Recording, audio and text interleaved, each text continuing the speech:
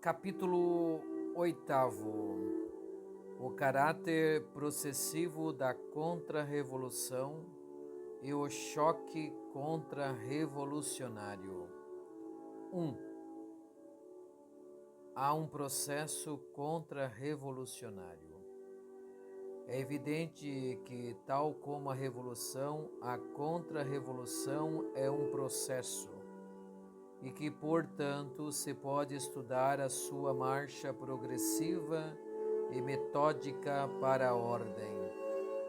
Todavia, há algumas características que fazem essa marcha diferir profundamente do caminhar da revolução para a desordem integral. Isto provém do fato de que o dinamismo do bem e do mal são radicalmente diversos. 2. Aspectos típicos do processo revolucionário. A. Na marcha rápida. Quando tratamos das duas velocidades da revolução, vimos que algumas almas se empolgam pelas suas máximas num só lance e tiram de uma vez todas as consequências do erro. B. Na marcha amorosa, é que há outras que vão aceitando lentamente e passo a passo as doutrinas revolucionárias. Muitas vezes até esse processo se desenvolve com continuidade através das gerações. Um semicontra-revolucionário muito infenso aos paroxismos da revolução tem um filho menos contrário a estes. Um neto indiferente e um bisneto plenamente integrado no fluxo revolucionário. A razão deste fato, como dissemos, está em que certas famílias têm em sua mentalidade, em seu subconsciente, em seus modos de sentir, um resíduo de hábitos e fermentos contra-revolucionários que as mantém ligadas, em parte, à ordem. A corrupção revolucionária nelas não é tão dinâmica e, por isso mesmo, o erro só pode progredir em seu espírito passo a passo e como que se disfarçando. A mesma lentidão de ritmo explica como muitas pessoas mudam enormemente de opinião no decurso da vida. Quando são adolescentes, têm, por exemplo, a respeito de modas indecentes uma opinião severa, consoante e ambiente em que vivem. Mais tarde, com o evoluir dos costumes, num sentido cada vez mais relaxado, essas pessoas se vão adaptando às sucessivas modas. E no fim da vida, aplaudem trajes que em sua juventude teriam reprovado fortemente. Chegaram a essa posição porque foram caminhando, lenta e imperceptivelmente, através das etapas matizadas da revolução.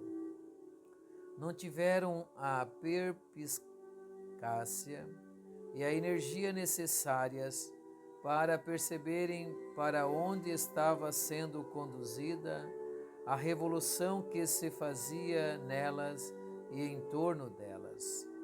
E gradualmente acabaram chegando talvez tão longe quanto um revolucionário da idade delas, que na adolescência tivesse adotado a primeira velocidade. A verdade é o bem. Existem nessas almas num estado de derrota, mas não tão derrotados que, diante de um grave erro e um grave mal, não possam ter um sobressalto às vezes vitorioso e salvador, que as faça perceber o fundo perverso da revolução e as leve a uma atitude categórica e sistemática contra todas as manifestações desta. É para evitar esses sadios sobressaltos de alma e essas cristalizações contra-revolucionárias que a revolução anda passo a passo. 3. Como destroçar o processo revolucionário.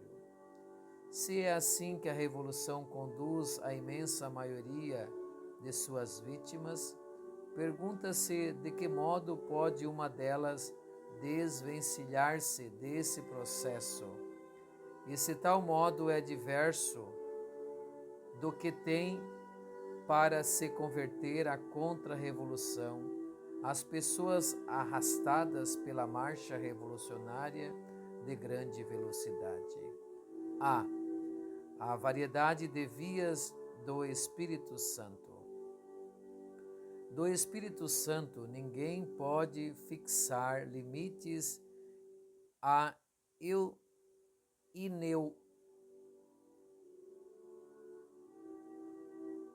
inexaurível variedade das vias de Deus nas almas. Seria absurdo reduzir a esquemas assunto tão complexo. Não se pode, pois, nesta matéria, ir além da indicação de alguns erros e evitar e de algumas atitudes prudentes a propor.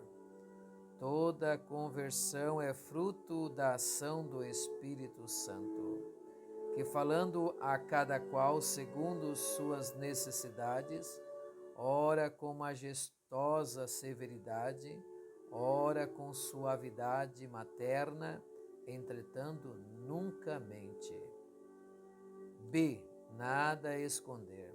Assim, no itinerário do erro para a verdade, não há para a alma os silêncios velhacos da revolução, nem suas metamorfoses fraudulentas.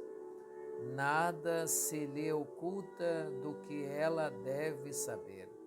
A verdade e o bem lhe são ensinados integralmente pela Igreja, não é escondendo sistematicamente o termo último de sua formação, mas mostrando-o e fazendo-o despejado sempre mais, que se obtém dos homens o progresso no bem.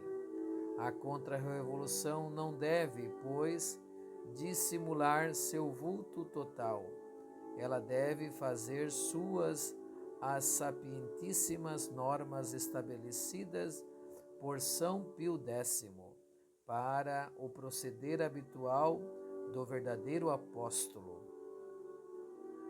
Não é leal nem digno ocultar, cobrindo-a com uma bandeira equívoca, a qualidade de católico, como se esta fosse mercadoria variada e de contrabando.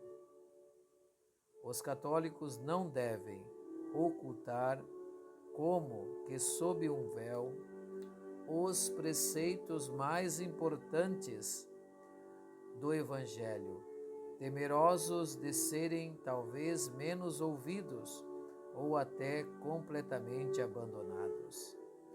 Ao que judiciosamente acrescentava o Santo Pontífice: sem dúvida, não será alheio à prudência, também ao propor a verdade, usar de certa contemporização quando se tratar de esclarecer homens hostis às nossas instituições e inteiramente afastados de Deus.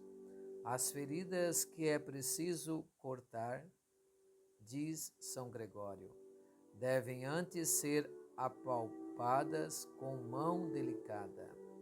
Mas essa mesma habilidade assumiria o aspecto de prudência carnal se erigida em norma de conduta constante e comum. e tanto mais que desse modo pareceria ter-se em pouca conta a graça divina, que não é concebida somente ao sacerdócio e aos seus ministros, mas a todos os fiéis de Cristo, a fim de que nossas palavras e atos comovam as almas desses homens.